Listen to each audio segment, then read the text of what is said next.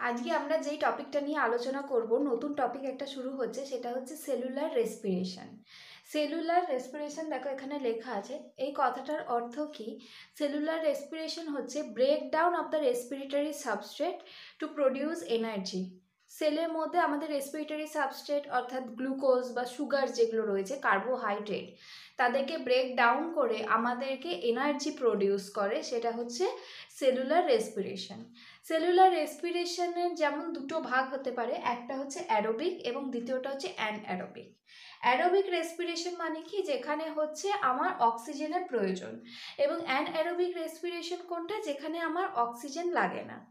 aerobic রেসপিরেশনের মধ্যে যেমন প্রথমে আসতে পারে হচ্ছে তোমার গ্লাইকোলাইসিস, যদিও এখানে অক্সিজেনের প্রয়োজন না হলেও অ্যারোবিক রেসপিরেশনের প্রথম ধাপ গ্লাইকোলাইসিস, তারপরে ক্রেবস সাইকেল, তারপরে ইটিসি ইলেকট্রন ট্রান্সফার